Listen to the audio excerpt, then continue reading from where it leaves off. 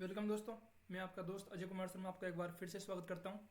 तो last class में हमने मोल कॉन्सेप्ट की शुरुआत की थी और इसके बेसिक कॉन्सेप्ट को हमने समझा था कि मोलर मास क्या होता है, मोलिकुलर मास क्या होता है, एटॉमिक मास क्या होता है और भी कुछ टर्मिनोलॉजी आपने समझी थी। जैसे एएमयू क्या होता है, कार्बन का मास कितना होता है, ठीक है, और एएमयू बड़ा है या ग्राम बड़ा है। ये चीज़ हमने लास्ट क्लास में सीख ली थी।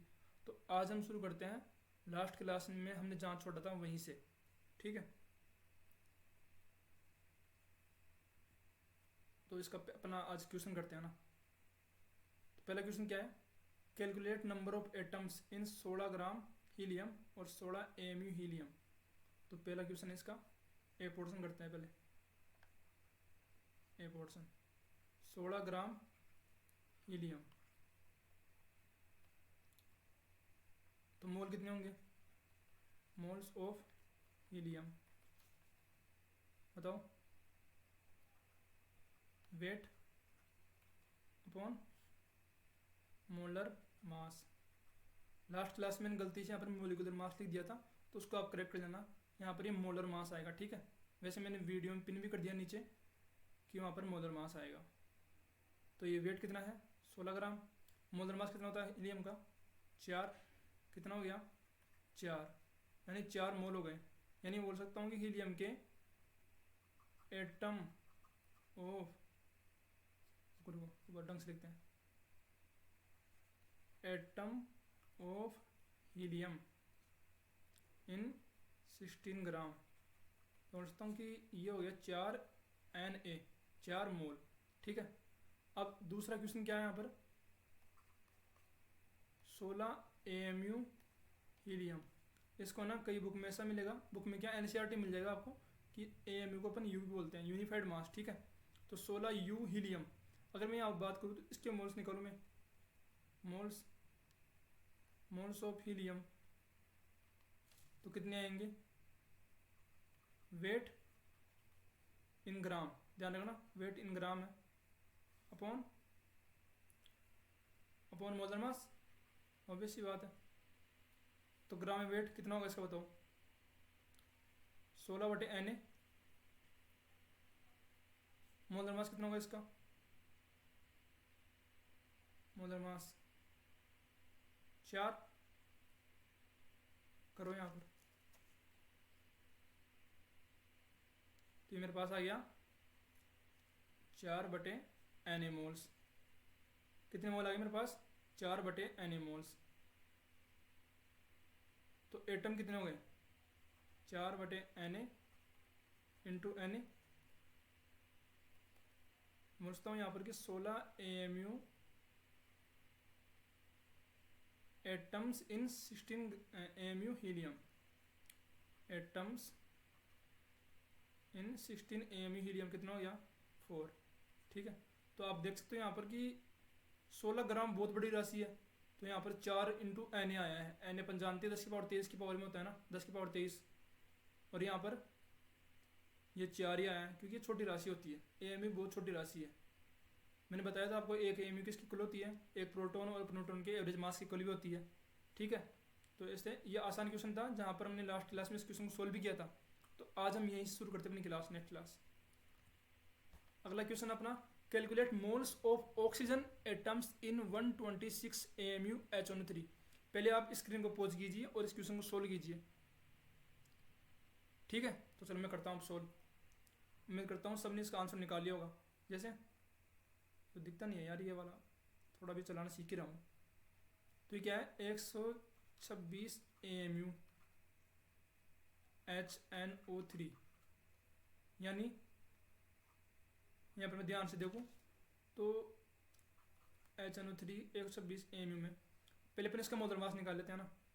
मोलर मास कितना होगा, 1 + 14 + 16 थी 48, तो 48 × 49 50 63 63 ग्राम मोलर मास आ गया इसका।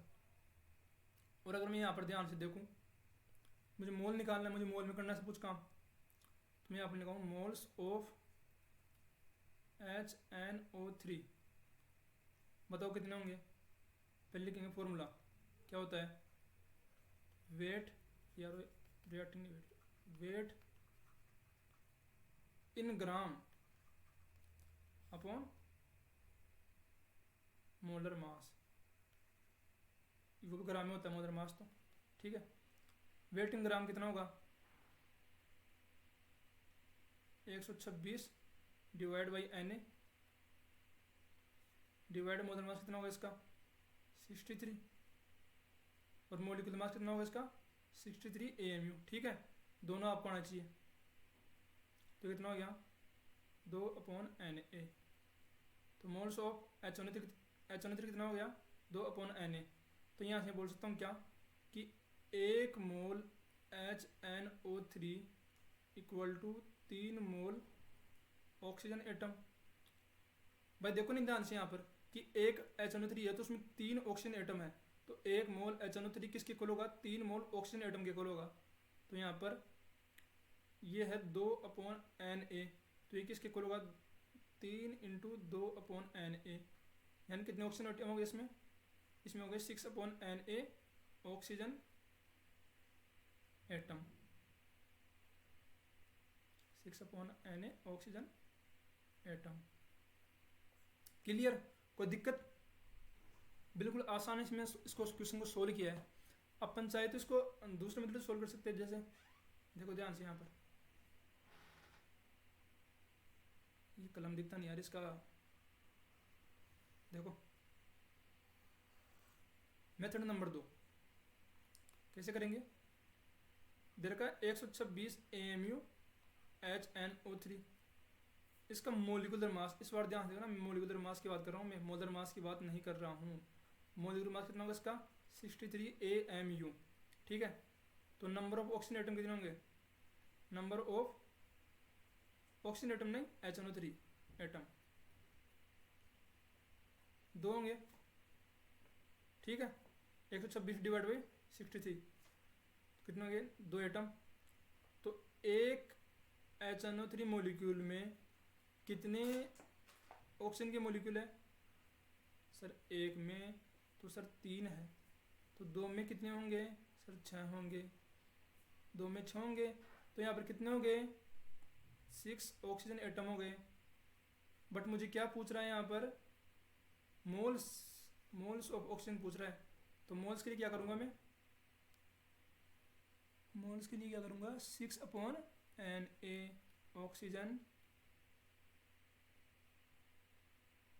Oxygen moles, 6/Na oxygen moles, या बोल 6/Na ऑक्सीजन एटम, ठीक है। मोल्स की बात कर रहे हैं अपन यहाँ पर, moles of oxygen 6/Na। Clear, दोनों में अपने आपको आनी चाहिए, आपको एग्जाम में जो बेस्ट लगी उससे आप पढ़ना सोल्व। ये थोड़ा सा ऊपर स्लाइड थोड़ी सी ऊपर चली गई है, मैं आपके लिए दोबारा इस क्वेश्चन को लिख देता हूँ यार, नेक्स्ट क्लास में मैं क्या करूँगा कि तो ये है ना मार्कर दिखता नहीं है, बहुत डाउन है इसका, तो क्वेश्चन लिखता हूँ दोबारा मैं आपके लिए। क्वेश्चन है इन 36 ग्राम ग्लूकोज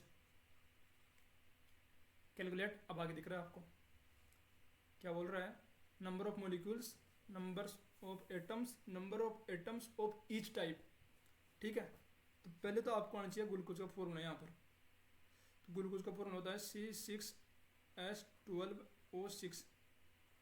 जैसे मैंने फॉर्मूला देखा यहाँ पर, तो अब मैं सब कुछ कर लूँगा, कैसे करूँगा, मुझे पता है 36 ग्राम ग्लूकोज है, यानी यहाँ से मैं निकालूँ मोल्स ऑफ ग्लूकोज कितना होगा 36/180, ग्लूकोज को देख लो 180 होगा, मुझे तो याद है हालांकि 12 1 होता है 6 कितना होगा 72 प्लस 12 84 प्लस 16 के 96 तो 40 देते तो 100 और 80 180 हो गया ना, 180 मोल्स ऑफ ग्लूकोज कितना है यहाँ पर 0.2 मोल्स।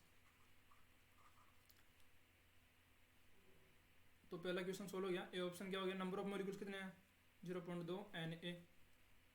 बी क्या बोल रहा है, numbers of atom, numbers of atom कितने हैं भाई, देखो एक मोलिक्यूल, तो लो अच्छे तरीके से लिखते हैं इसको अच्छी तरीके से, 1 मोल C6H12O6 इक्वल टू 12 से 18 और 6 24 24 मोल्स ऑफ एटम। ठीक है, टोटल चेक कर रहे अपन तो कितना हो गया। अब यहाँ पर 0.2 है, 0.2 मोल में तो बताओ कितने होंगे भाई। 0.2 इंटू 24 कितना हो गया, 24 48 4.8 Na, 4.8 Na।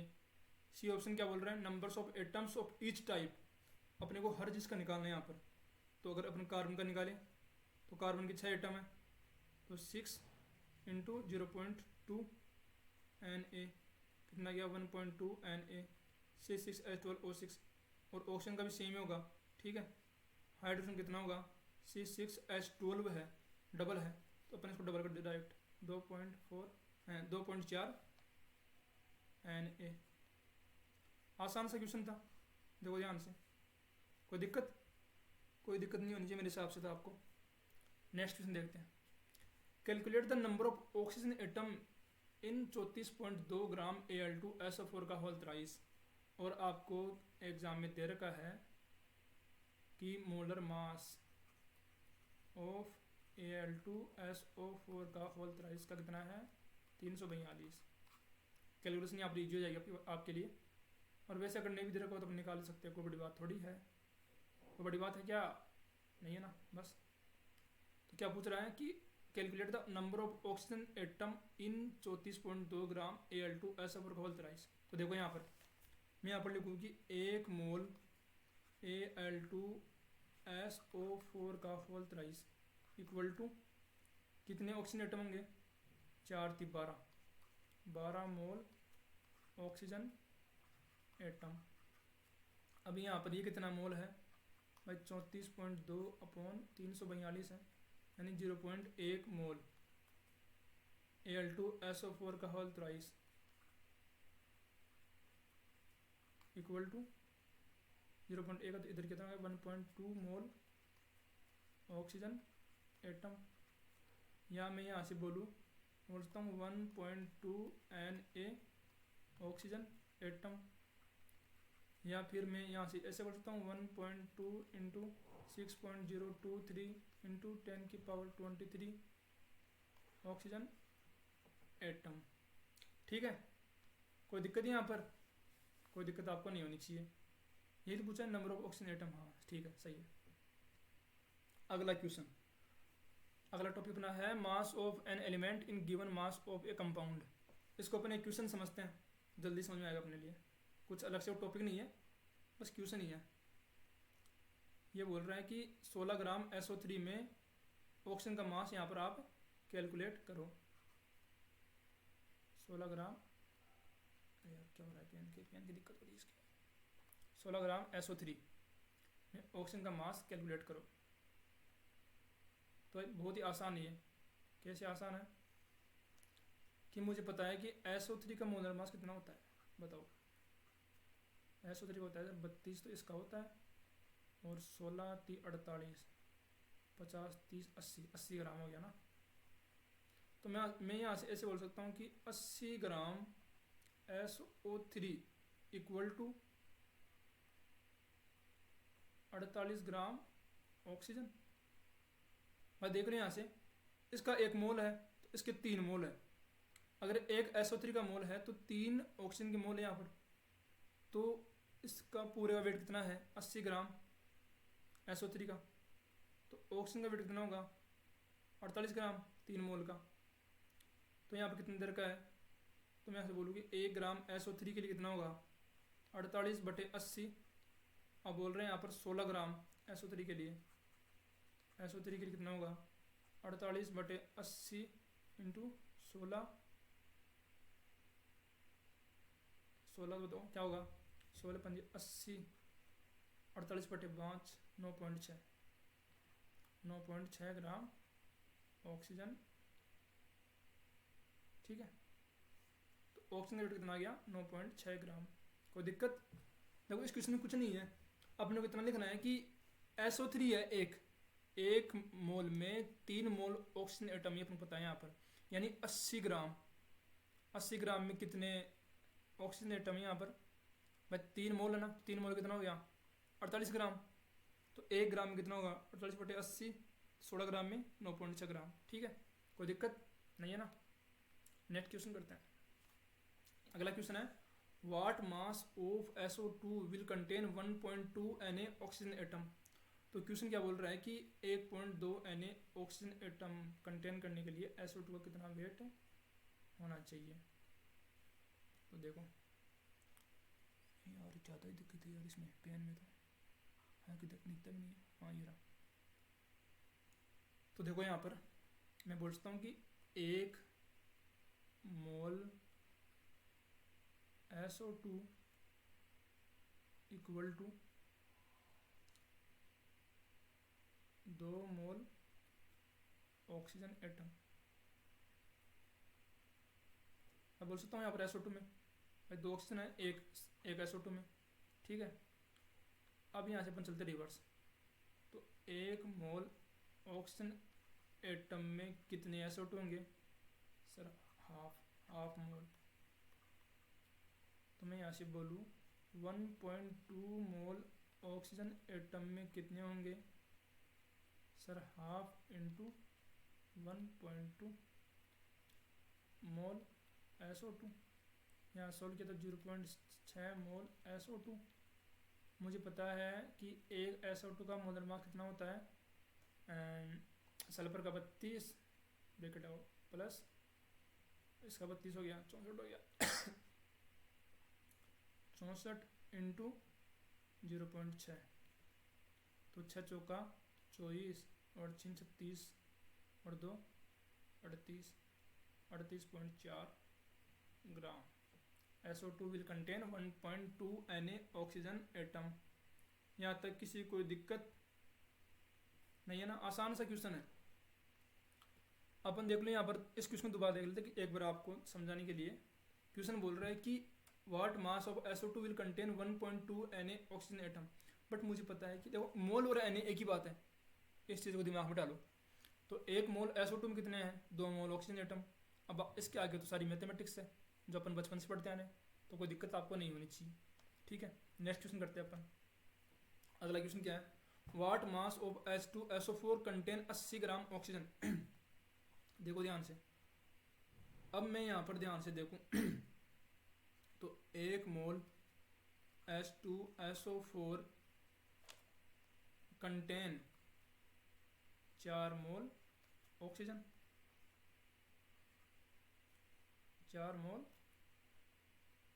ऑक्सीजन। ठीक है, यानी बोल सकता हूँ कि 98 ग्राम H2SO4। भाई 1 मोल का वेट कितना होता है? 98 ग्राम होता है। ठीक है, ये कितना हो गया? 64 ग्राम ऑक्सीजन। ठीक है, तो यहाँ से बोलो तो मैं 1 ग्राम ऑक्सीजन में कितना होगा? 98 divide by 64 gram H2SO4। 1 gram oxygen की बात है। अब यहाँ से बोल रहा है कि 80 ग्राम में कितना होगा? 80 ग्राम ऑक्सीजन। तो मैं यहाँ पर लिख दूंगा 98 divide by 64 multiply by 80 gram H2SO4। इसको सोल्व करूँ मैं, 8 1 64, 8 दाई 80, ये कट रहा है क्या? और 8 एकम 8 बच गया, एक ना नहीं कट रहा, नहीं कट रहा, 2 से कटेगा, 2 चौके 8, 49 98, 490 डिवाइड बाई 4। अब सोल्व करें तो इसको 4 एकम 4, 4 दूँ 8 बच गया 1, 4 दूँ 8, 122.5 ग्राम। देखो मैंने अब बहुत क्वेश्चन कराए यहाँ पर, तो ध्यान रखना आसान क्वेश्चन है, गलत नहीं करना अपने एग्जाम में। चलो एक लास्ट क्वेश्चन करते हैं अपन। क्या बोल रहा है? What mass of H3PO4 will contain 0.25 mole oxygen atom. तो इस क्वेश्चन को आप खुद करोगे। देखो होमवर्क डाल दो आपके लिए, तो ये आपके लिए होमवर्क क्वेश्चन है। इसका आंसर बताता हूँ आपको, करूँगा ना। इसका आंसर आएगा, अरे यार इसका आंसर मुझे नहीं पता, 98 डिवाइड बाई 16 ग्राम H3PO4 आएगा। ठीक है, सोल्व करना है इसको।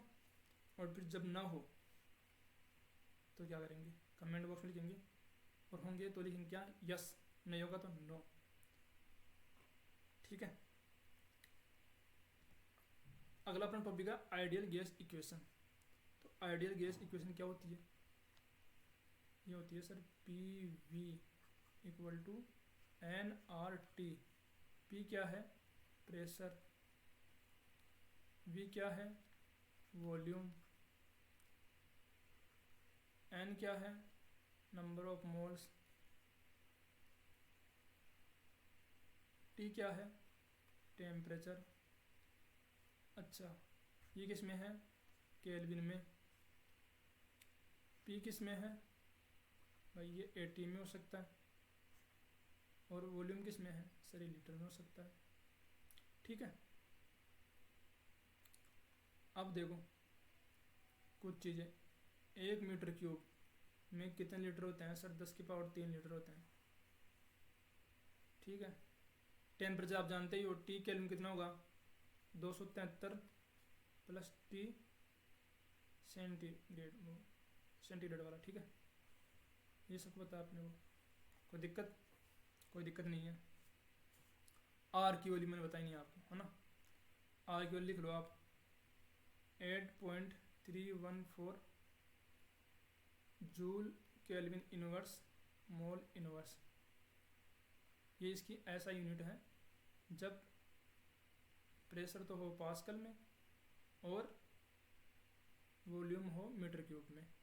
ठीक है, दूसरी यूनिट क्या है, 0.0821 0.0821 ATM लीटर केल्विन इनवर्स और मोल इनवर्स। ये है जब अपन प्रेशर को ATM में ले और वॉल्यूम को लीटर में ले। ठीक है, और आर को बोलते क्या है, universal gas constant.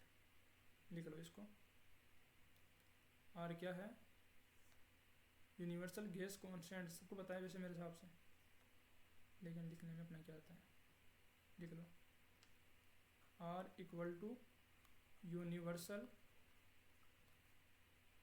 Gas constant. ठीक है, अब देखो कुछ चीज़ें, STP standard pressure and temperature. STP standard pressure and, यार थोड़ा सही नहीं जा रहा ये, प्रेशर एंड टेम्परेचर थोड़ा सा कंप्रोमाइज़ करना पड़ेगा आपको यहाँ पर।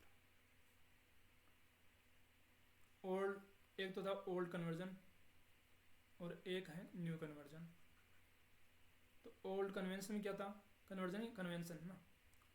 अपन लेते थे प्रेशर को तो ATM में, और इसको लेते थे अपन 273 केल्विन।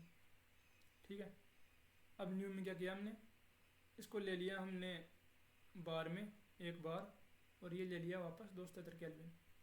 अच्छा, ATM और बार में क्या रिलेशन है कि सर एक ATM में लगभग दोनों इक्वली होते हैं, थोड़ा डिफरेंस है, 1.013 बार होता है। ठीक है, 1.013 बार होता है। और जब मैं यहाँ से इस आइडियल गैस इक्वेशन को सोल्व करता हूँ in standard temperature and pressure पे, स्टैंडर्ड प्रेशर एंड टेम्परेचर या स्टैंडर्ड टेम्परेचर एंड प्रेशर की बात, दोनों कंडीशन में सोल्व करता हूँ तो देखो, PV बराबर nRT। ठीक है, मुझे निकालना क्या है, आप यहाँ से वॉल्यूम निकालना है। तो volume equal to nRT upon P। n की वैल्यू मैंने 1 मान ली। ठीक है, 1 मोल के निकाल रहा हूँ मैं, और इसकी वैल्यू आर की वैल्यू 0.0821। क्यों ली मैंने ये वाली वैल्यू, दूसरी वैल्यू क्यों नहीं ली, क्योंकि यहाँ पर मैं AT में बात कर रहा हूँ और मैं यहाँ पर लीटर में बात कर रहा हूँ। टेम्परेचर कितना है 273, और प्रेशर कितना है मेरे पास, एक ATM, एक हो गया। ठीक है, इसको जब मैं सोल्व करता हूँ तो मेरे पास वैल्यू आती है 22.4 लीटर। ये मेरे पास वॉल्यूम आ गया। तो ये तो था मेरे पास ओल्ड कन्वेंशन से। अब है न्यू कन्वेंशन। तो इसमें क्या किया, वही पी बराबर एन आर टी लगाया, यहाँ सोल्व किया तो वॉल्यूम बराबर क्या होगा 1 इंटू 0.0821 मल्टीप्लाई 273 डिवाइड बाई, अब यहाँ पर क्या किया मैंने बार में लिखा है तो 1/1.013, ठीक है। मुझे यहाँ पर एटीएम में कन्वर्ट करने के लिए इसको ऐसा करना पड़ेगा। जब मैं इसको सोल्व करता हूँ मेरे पास आता है 22.7 लीटर, ज़्यादा डिफरेंस नहीं है। कई बुक्स में आपको अभी भी ये वाला देखने को मिल जाएगा, ओल्ड वाला कन्वेंशन वाला, और कई में आपको न्यू वाला देखने मिलेगा, ठीक है। तो अब तक हमने जो पढ़ा है उसको अपन एक साथ एक जगह पे लिखते हैं। तो देखो मैंने यहाँ पर क्या लिखा, मैंने एन की वैल्यू क्या ली थी, यहाँ पर 1 मोल ली है, ठीक है। यानी 1 मोल किसी भी गैस का, यहाँ पर गैस की बात पर ध्यान रखना, 1 मोल गैस का जो वॉल्यूम होता है वो 22.4 लीटर या 22.7 लीटर, अपन 22.7 बोलते हैं ना, न्यू कन्वेंशन बोलते हैं, लेकिन बुक में ज़्यादातर बुक में भी 22.4 चल रहा है। वो अपन जो अपने पास इक्वेशन आएगा ना उसके अनुसार अपन इस दोनों की वैल्यू ले लेंगे, या तो एग्जाम में खुद दे देगा या फिर अपन अपने अनुसार ले लेंगे वैल्यू को, वो कोई बड़ी बात नहीं है, वो कोई क्वेश्चन नहीं है। क्वेश्चन क्या है वो देखते हैं अपन, 22.4 लीटर 22.7 लीटर, ठीक है। नेक्स्ट स्लाइड चलते हैं अपन एक बार, खाली है क्या, हाँ खाली है तो सही। अब देखो बता रहा हूँ बहुत अच्छी बात है आपको, एक ही डायग्राम बनाना है, सारे क्वेश्चन एक साथ सोल्व हो जाएंगे। यहाँ मोल्स और यहाँ पर 2-3 निशान, इधर भी 2-3 निशान और नीचे भी 2 तीर के निशान। इधर मैंने लिख दिया एक और कोष्टक, इधर भी लिख दिया मैंने एक कोष्टक, और इधर भी लिख दिया मैंने एक बड़ा सा कोष्टक, ठीक है।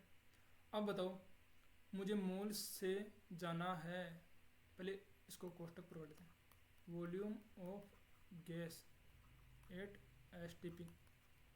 तुम बताओ 1 मोल गैस का वॉल्यूम कितना होता है, अभी बताया था मैंने जस्ट पहले 22.4, यानी आपने क्या किया 22.4 से मल्टीप्लाई कर दिया, या 22.7 लिख लो। और अगर वॉल्यूम से मोल में आना हो तो क्या करेंगे सर, डिवाइड करेंगे, 22.7 से डिवाइड करेंगे, कोई दिक्कत। यहाँ पर है नंबर ऑफ पार्टिकल्स,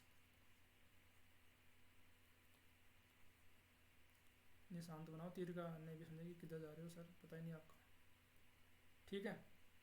इधर मोल्स हो गया, इधर ये हो गया। मोल से कहाँ कहीं पर भी जाओ मल्टीप्लाई करते हैं, यहाँ पर क्या करेंगे Na से मल्टीप्लाई, यहाँ पर क्या करेंगे Na से डिवाइड, हाँ सही है। इधर ये मोल से जा रहे हैं अपन कहाँ पर, मास में, तो क्या करेंगे सर मोलर मास से क्या करोगे आप मल्टीप्लाई, फिर मास से आ रहे हो मोल्स में तो क्या करोगे सर मोलर मास से डिवाइड, कोई दिक्कत। तो ये आपको याद रखनी है, याद क्या रखनी है आपको, वैसे याद हो गई अब तक तो, इतने क्वेश्चन कर लेना कि कोई दिक्कत नहीं आए आपको, क्योंकि आने वाले अगले चैप्टर में इसका काफ़ी यूज होने वाला है, ठीक है। क्वेश्चन करते हैं अब, calculate the volume of CO2 gas at STP which contain 10 mole oxygen atom. 10 Na या 10 मोल एक ही बात है, ये बोल रहा है 10 मोल ऑक्सीजन एटम। पहले अपन देखते हैं कि 1 मोल CO2 इक्वल टू कितना होगा, 2 मोल ऑक्सीजन। अब यहाँ पर अगर ये 10 मोल है तो ये कितना होगा भाई, 2 से 1 है, 10 से 5 मोल CO2, और मुझे पता है कि 1 मोल वॉल्यूम पूछा ना, कि 1 मोल गैस कंटेन, कोई भी गैस हो, ऐसा नहीं है कि CO2 गैस हो, हर गैस जो कि इस संसार में पाई जाती है, प्रकृति में पाई जाती है, उन सब का वेट कितना होगा 22.4 या 22.7, ठीक है 22.7 लीटर। 1 मोल गैस कंटेन 22.7 लीटर वॉल्यूम, तो 5 मोल CO2 कंटेन, बताओ 22.7 मल्टीप्लाई डिवाइडेड मल्टीप्लाई बाई 5, इसको सोल्व किया तो 5 35 7 बाई 3, 5 10 और 3 13, 5 दूनी 10, 1 11, 113.5। ठीक है, ये मेरे पास आ गया लीटर में। कोई दिक्कत? आसान सा क्वेश्चन था, सोल्व कर लिया। Next question, calculate the number of atoms in 90.8 litre SO3 at STP। देखो हमारा मार्कर बहुत परेशान करता है, आ रही है। 90.8 डिवाइड बाई 22.4, मेरे पास क्या आ जाएंगे? मोल्स आ जाएंगे। मोल्स ऑफ SO3 कितने आए? 2288, लगभग 4 के आसपास आएंगे, 4 ही आएंगे लगभग। क्या तो बोल सकता हूँ कि 4 NaSO3 एटम हो गए, 4 NaSO3 एटम हो गए। Calculate number of atoms in 90.8, हाँ ठीक है, 4 NaSO3 एटम हो गए, 4 NaSO3 एटम इक्वल टू बोल सकता हूँ कि क्या, 1 Na ना क्या बोलेंगे, 4 Na सल्फर एटम भी है, इक्वल टू बोल सकता हूँ क्या, 4 3 12, 12 Na ऑक्सीजन एटम भी है। तो यहाँ से मैं क्या बोल सकता हूँ सर, 1 मोल में 1 Na 4 NaSO3 एटम में कितने टोटल हुआ है एटम है सर? 4 तो सल्फर के हैं और 12 ऑक्सीजन के हैं, तो सर आप बोल दो यहाँ से 16 NaSO3, नहीं 16 Na आंसर हो गया यहाँ पर भाई। 4 Na किसके हैं? सल्फर के, और 12 Na किसके हैं? ऑक्सीजन के। टोटल कितने हो गए? 16 Na हो गए। ठीक है, next question, calculate number of atoms in 1.8 litre H2O liquid at STP। ये जो क्वेश्चन है वो आपको गलतफहमी में डालने के लिए डाला गया है, इसके अलावा कुछ भी नहीं है। मैंने आपको अभी बताया जस्ट पहले कि जो STP कंडीशन लगती है वो कब लगती है सर? केवल और केवल गैस के लिए। ये क्वेश्चन आता है आपके लिए ब्लंडर करवाने के लिए। तो यहाँ पर अपन 22.4 वाला कॉन्सेप्ट यूज़ नहीं करेंगे, क्योंकि रूम टेम्परेचर पे और दे रखा है लिक्विड में है, तो लिक्विड के लिए अपन 22.4 अपन यूज नहीं करते हैं। तो क्या करेंगे, पहले अपन इसको डेंसिटी अपन जानते हैं वाटर की कितनी होती है। ठीक है, वाटर की डेंसिटी कितनी होती है? 1000 kg पर लीटर, नहीं पर मीटर क्यूब होता है ना, हाँ 1000 kg पर मीटर क्यूब। कितनी डेंसिटी? ये अपन पूछते हैं कि 1 ग्राम पर ml भी होती है। तो यहाँ पर 1000 kg पर मीटर क्यूब है, ये अपन बोल सकते हैं क्या, 1 kg पर लीटर। ये तीनों ही डेंसिटी का फॉर्मूला आपके सामने है, लिख दिया है मैंने। कितना सिंपल सा है भाई, 1 लीटर में होता है 1 kg। ठीक है, तो 1.8 लीटर में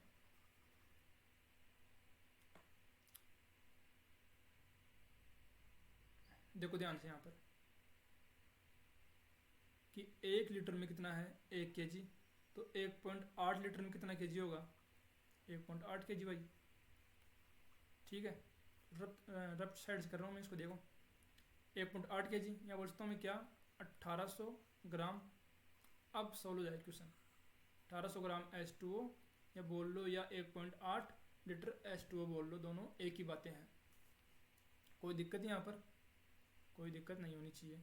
तो अब मैं आराम से यहाँ पर मोल निकाल सकता हूँ। मोल्स ऑफ H2O कितना होगा? ग्राम में भार बटे अणुभार यानी मोलर मास कितना है? 18। कितना आ गया? 100 मोल्स। टोटल कितने एटम हो गए? H2O, 1 मोल H2O में कितने होंगे? 2 मोल हाइड्रोजन, 2 हाइड्रोजन, और यहाँ पर 1 ऑक्सीजन।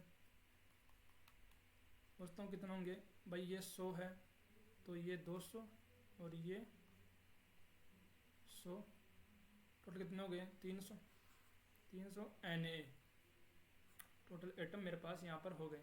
ठीक है, तो यहीं पे आज अपने लेक्चर को ख़त्म करते हैं अपन।